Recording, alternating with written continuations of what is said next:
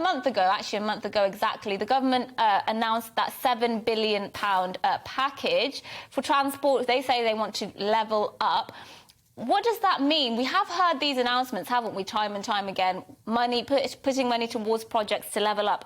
What's levelling up? Has there been any levelling up?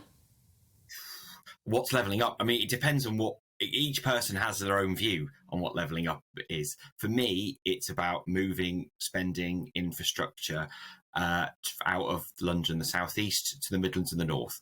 And you can see that actually happening. So I'm talking to you in Wolverhampton today. The Levelling Up department has opened an office in Wolverhampton. If you look at a place like Stoke, they've opened the Home Office, has got an office there. And the Department for Transport, which we work with quite closely, has opened an office in Birmingham. So after this, I'll be going there. So actually, it's about moving well-paid jobs, skills and opportunities for people in the Midlands and the North to have the same chances as people in London, the South East.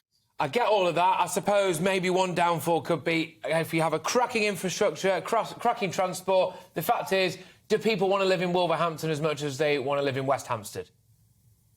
So I used to work in Westminster. I used to work in London, and yeah. I live in London. Did you live in Wolverhampton for a bit, actually? Did you or not? No.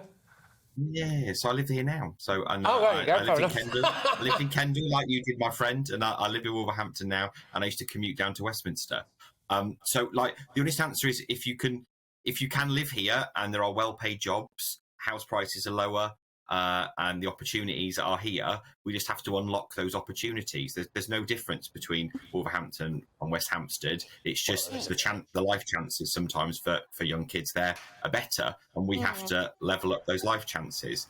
And you know, the government, to be fair to them, are doing a half decent job. It's like turning around an oil tanker, though. To be fair, to change the education system to allow us to have the skills or build these big infrastructure projects like you're showing at New Street, that takes 10 years.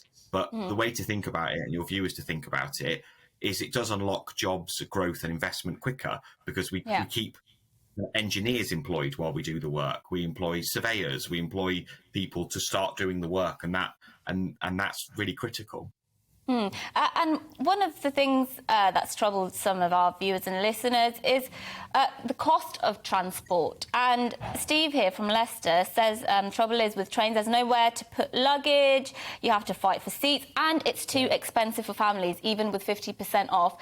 And lots of people will be able to resonate with that because they'll think, well, look, I don't mind living far away from the city, but if I need to get there cheaply, I commute a couple of hours every morning, don't mind that, but it is expensive. Of course. So the honest answer is, if you look at London, they have an Oyster card system where you can tap in and you can tap out, and there's a capped daily fare.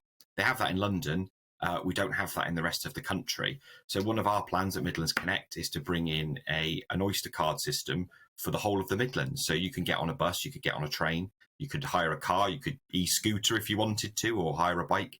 And there is a capped daily fare because actually, as you said, the cost of living, and this is where transport can play a big difference. Because if you want people to kind of think about climate change and move from their cars to public transport, we have to make it affordable.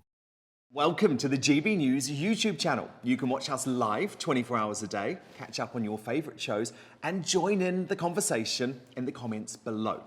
Don't forget to subscribe and you'll never miss any of our exclusive content.